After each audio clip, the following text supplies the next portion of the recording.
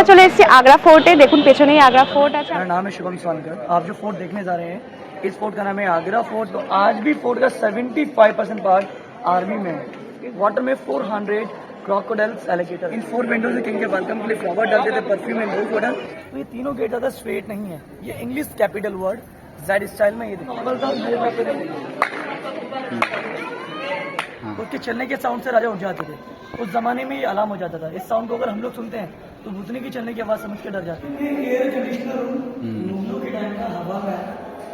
इसके बाद हम जाएंगे मार्बल के पैलेस में जाएंगे, क्योंकि मार्बल का काम शाहजहां ने किया है। আগ্রা ফোর্টের প্রথম পর্বে আপনাদের সামনে তুলে ধরেছিলাম এই দুর্গের সুরক্ষা ব্যবস্থা। তার সাথে দেখিয়েছিলাম জাহাঙ্গীরের সেই আলিশান মহল থেকে শুরু করে আরও নানান খুঁটিনাটি। তবে এর দ্বিতীয় পর্ব কিন্তু হতে চলেছে আরও বেশি আকর্ষণীয় এবং মনোমুগ্ধকর।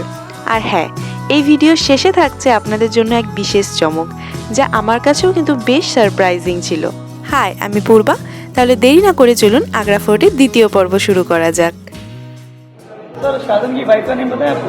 আপনারা কি কেউ জানেন শাহজাহানের ওয়াইফের নাম কি ছিল? एक्चुअली जो आप जानते हैं वो मुमताज़ है, लेकिन जो नेम है वो एक्चुअली मुमताज़ का नाम मुमताज़ नहीं है, वो है अंजुमन बानो बेगम, रियल नेम। और शाहजहां का रियल नेम जानते हैं आप? हाँ, बताइए। खुर्रम। राइट, खुर्रम और अंजुमन बानो बेगम, इन दोनों का रिलेशन से 19 ईयर्स रहा था। 19 ईयर्स में मुमताज़ के 14 किड्स हुए। 14 किड्स में 8 की डेथ हो गई। उनमें 6 किड्स लेफ्ट, 2 डॉटर एंड 4 सन। उनके नेम पता है? एक का नेम है औरंगजेब, दारा शिकोह बड़े भाई, और दारा शिकोह, सेकंड शुजा, थर्ड मुराद, लास्ट औरंगजेब। औरंगजेब ने तीनों भाइयों का मर्डर किया। इसके बाद मुगल শাহজাহান ওরফে খুররম এবং মুমতাজ ওরফে আঞ্জুমান বানু বেগমের বৈবাহিক জীবন ছিল মাত্র 19 বছরের। এই 19 বছরে তাদের 14টি সন্তান হয়, যার মধ্যে 8 জন কোনো কারণে মারা যায়। বেঁচে থাকে মাত্র 6 জন। সেই 6 জনের মধ্যে ছিল 4টি পুত্র, যথাক্রমে দারা শিকো, শাহ সুজা, মুরাদ এবং ঔরঙ্গজেব। ঔরঙ্গজেব পরবর্তীকালে নিজের আপন 3 ভাইকে হত্যা করে শাসক হন, এবং ছিল আরও 2টি কন্যা, যাদের নাম জাহানারা ও রোশেনারা। जहानारा रोशनारा, उनका शादी नहीं हुआ। रीजन प्रॉपर्टी स्टेटस, उनके लेवल का कोई इरादा था ही नहीं। उन्होंने अपनी बेटियों की शादी मैडम नहीं होने दी। लेकिन उनके बाद उनके पेरेंट्स का एक ड्रीम था उनकी बेटियों को विदा करने का। मैडम, पुराने जमाने में बेटियां किस चीज में विदा होती थी? राइट। तो आइए मैं आपको दिखाता हूँ पालकी, ये सपनों की पालकी मैडम। उनकी शादी नहीं है तो सपनों की पालकी बनाई गई।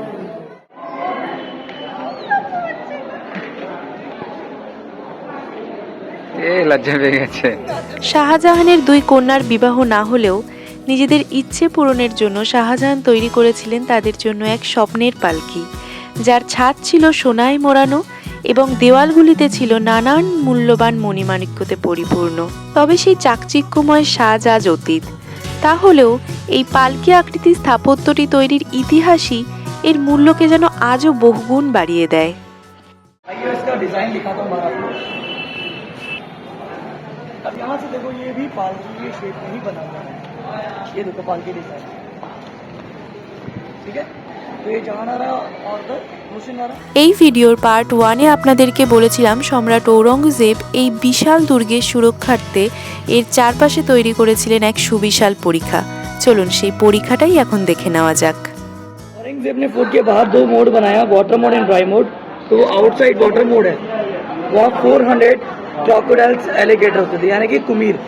और ये सेकंड है लॉयन टाइगर का, इधर बाघ वगैरह होते थे। इससे कोई भी दुश्मन अटैक न करे। फोर्ट के चारों तरफ से सेफ्टी के लिए बनाया गया औरंगजेब टाइम। और सामने ताजमहल व्यू है, ताजमहल देख सकते हैं आप। अब नेक्स्ट पॉइंट जाएंगे, वर्ल्ड की सबसे सुंदर जेल, शाहजहां की जेल। ये शाहजहां की जेल है। जब औरंगजेब ने अपने पिताजी को 8 साल नजर बंद किया, अंदर छोटा सा मिरर लगाया था, इसमें वो ताजमहल का रिफ्लेक्शन देखता था। सामने ताजमहल देख लीजिए आप।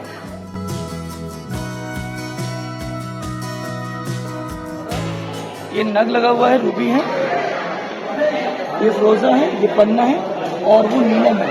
इन सभी को निकाला गया है। तो इसलिए इसको पिछले 15 साल से टूरिस्ट के लिए बंद रखा गया है। पहले अंदर जाके पीछे से देखता था इस रूम से ताजमहल को, लेकिन अब नहीं देख सकते। ठीक है, तो हम लोग नेक्स्ट पॉइंट चलेंगे। তাজমহলের মতো বিশ্ববিখ্যাত স্থাপত্য সৃষ্টিকারী, যিনি কিনা তার শাসনকালে দিল্লি এবং আগ্রায় দাপিয়ে শাসন করে গেছেন, যার প্রতিটি স্থাপত্যই তার বিলাসবহুল জীবনের ইতিহাসকে আজও বর্ণিত করে, সেই সম্রাট শাহজাহান কিনা তার শেষের 8টি বছর কাটিয়েছিলেন নিজের গৃহে নজরবন্দি অবস্থায়, যেখান থেকে সামান্য একটি আয়নার দ্বারা তিনি তার সাধের সেই তাজমহলের প্রতিবিম্বটুকুই দেখতে পেতেন। তবে হ্যাঁ, সম্রাট শাহজাহানের জেল বলে কথা, তা কি সাধারণ হতে পারে? তার গায়ে খোদিত নকশা এবং তাতে খোদিত নানান মূল্যবান পাথর কিন্তু আজও তার সেই জেলের অসাধারণত্বকে বর্ণিত করে। उनकी वाइफ मुमताज का बेडरूम है, इसको बोलते हैं मैडम खास महल, स्पेशल पैलेस। सीलिंग की बात की जाए तो ये पूरा गोल्ड है, yes pure gold 24 carat gold. Ceiling में 4 विंडो लगा हुआ है, इस स्प्रिंग के अंदर एक स्विंग बेड होता है, झूले वाला बेड। একটি সোনায় মোড়ানো ঘর এবং তারই মাঝে একটি শূন্যে ভাসমান বিছানা, এই যেন এক রূপকথা, তাই না? এই রূপকথারই বাস্তবায়িত রূপ দিয়েছিলেন সম্রাট শাহজাহান। এটিই ছিল সম্রাট শাহজাহান এবং তার মুমতাজের সুন্দর সেই রূপকথার মতো শয্যাঘর। চলার পথে কত মানুষের সাথে পরিচয় হয়, তাই না? তবে তার মধ্যে কিছু মানুষ আছে যারা সারা জীবন মনে থেকে যায়। আপনারা এখন আমার সাথে যে মেয়েটিকে দেখছেন ভিডিওতে, তার নাম অ্যানা। তিনি সুদূর পর্তুগাল থেকে এখানে ভ্রমণ করতে এসেছিলেন। জানি না তার আমার মধ্যে কি ভালো লেগেছিল, তিনি হঠাৎই আমাদের কাছে এসে আমার একটা ছবি তোলার জন্য রিকোয়েস্ট জানান। জানি না তিনি এখন কোথায় আছেন বা তার কাছে আমার এই ভিডিওটা পৌঁছাবে কিনা, বা পৌঁছালেও তিনি আদৌ দেখবেন কিনা। বাট হ্যাঁ, দিল্লি আগ্রা সফরে এই মুহূর্তটা আমার কাছে যেন একটু বেশি স্পেশাল ছিল, তাই সেটা আমি আপনাদের সাথেও শেয়ার করলাম।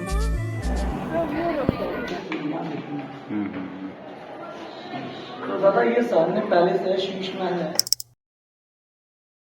शीश महल शाहजहां ने बनवाया अपनी वाइफ मुमताज के लिए, और कहा जाता है ये इंडिया का और वर्ल्ड का सबसे ब्यूटीफुल बाथरूम है। इसमें पहला जो बाथटब है वो ठंडे पानी का है, वो सामने है। सेकंड है गर्म पानी का, वो अंदर है। और लास्ट से रोज वाटर बॉडी मसाज। যতই শুনি ততই যেন অবাক হই, স্নানাগার তাও আবার এত সুন্দর। এটি ছিল সম্রাট শাহজাহানের বেগম মুমতাজের স্নানাগার। এটি বর্তমানে ট্যুরিস্টদের জন্য বন্ধ থাকায় এর সৌন্দর্যকে কাছ থেকে উপলব্ধি করার সুযোগ আমি পেলাম না। গাইডের মুখে যতটুকু শুনলাম তাতেই যেন মনে এক রাশ প্রশান্তি খেলে গেল। সারা ঘর জুড়ে কাচের কারুকার্য করা থাকায় সূর্যের আলোয় যেন এই ঘর সবসময় ঝলমল করত, এবং এর মাঝে 3টি বাথটব রাখা ছিল, যাতে যথাক্রমে গরম জল, ঠান্ডা জল ও গোলাপ জলে পরিপূর্ণ করা হতো স্নানের জন্য। ये पिछले 15 साल से बंद है लोकल पब्लिक के लिए, क्योंकि इसके अंदर पब्लिक जाकर खराब करती थी, शीशे को निकालती थी, नाम लिखती थी, इसलिए गवर्नमेंट ने उनको बंद रखा है। हम लोग इसके अंदर नहीं जा सकते, ठीक है। अब चलेंगे हम लोग अंगूरी बाग के। अंगूरी बाग, और इस अंगूरी बाग के अंदर में अंगूर की प्लांट लगाए गए हैं। देखो सामने दादा, ये डबल ट्री लगा हुआ है, ये अंगूर की है 1 and 2, ये चारों साइड से लगा के रखी गई थी। और जहांगीर के समय यहाँ बीच में वाइन बनते थे, इसलिए वाइन आर्ट कहते थे जहांगीर का टाइम का। ऊपर ये सर्वेंट क्वार्टर्स हैं, सर्वेंट के रहने की जगह, और नीचे जितने रूम बने हैं, मुगल टाइम यहाँ किन्नर रहा करते थे, मुगल टाइम की सेफ्टी की। আঙ্গুরি বাগ অর্থাৎ আঙ্গুর ফলের বাগান। এই বাগানে অসংখ্য আঙ্গুর চাষ করা হতো, যা দিয়ে সম্রাটদের জন্য ওয়াইন প্রস্তুত করা হতো। वो सामने व्हाइट बिल्डिंग देख रहे हैं, इस बिल्डिंग का नाम है मोती मस्जिद। मोती मस्जिद आर्मी एरिया में रहती है। मैंने आपको स्टार्टिंग में बताया था कि फोर्ट का 75% पार्ट आर्मी की वजह से बंद है, जो कि वो भी एक आर्मी पार्ट में है। और जो 25% हम लोग देखेंगे, इसमें लास्ट पॉइंट है दीवाने आम।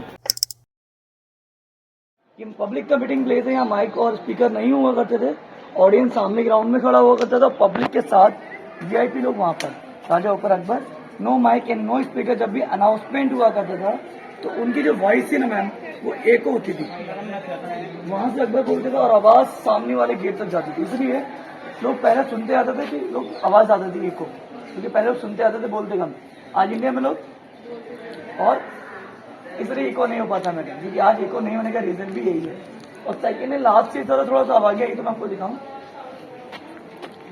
वो एक अंग्रेज का समाधि था सेंटर में, और इस अंग्रेज का नाम है जॉन रसल कॉल्विन। 1857 में आगरा फोर्ट में इनकी नेचुरल डेथ हुई थी 1857 में, और फोर्ट के बाहर उस टाइम रिवोल्ट ऑफ 1857 फाइट चल रहा था। मंगल पांडे सिपाही बेजरू, इनके डेड बॉडी को ले जाने का टाइम नहीं मिला तो इसी फोर्ट में इनकी डेड बॉडी को बरिश कर दिया।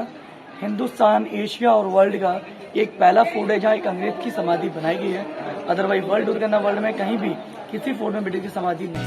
এটি হলো আগ্রা ফোর্টের দিওয়ানি আম, অর্থাৎ আম জনতাদের বিচারালয়। দিল্লির লালকেল্লার মতো এখানকার এই দিওয়ানি আমের গঠনও একই।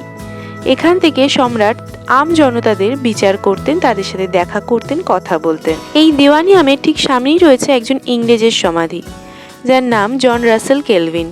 তিনি 1857 সালে এই দুর্গে সাধারণভাবে মৃত্যুবরণ করেন, তবে সেই সময় এখানে সিপাহী বিদ্রোহ চলার কারণে তার দেহকে নিয়ে যাওয়া সম্ভব হয়নি, তাই তাকে এখানেই সমাধিস্থ করা হয়েছে।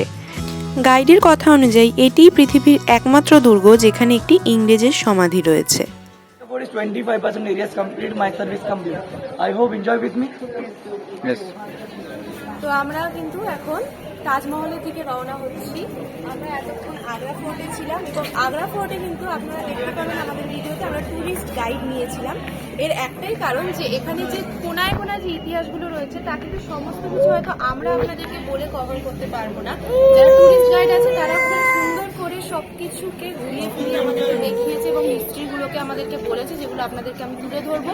এখানে কিন্তু আপনারা যদি এসে এখানকার হিস্ট্রি জানতে চান, পুরো কোনা কোনা প্রত্যেকটা জিনিসের সম্পর্কে জানতে চান, তাহলে অবশ্যই ট্যুরিস্ট গাইড আপনারা নিতে পারেন। বেশি খরচা নেই, 400 থেকে 600 মধ্যে আপনারা পেয়ে যাবেন। এর থেকে কমেও আপনারা করতে পারেন যদি আপনারা অক্সিজেনে আসেন। তো আমরা এরকম 400 থেকে 600 মধ্যেই পেয়ে চলে গেলাম কিন্তু আমরা।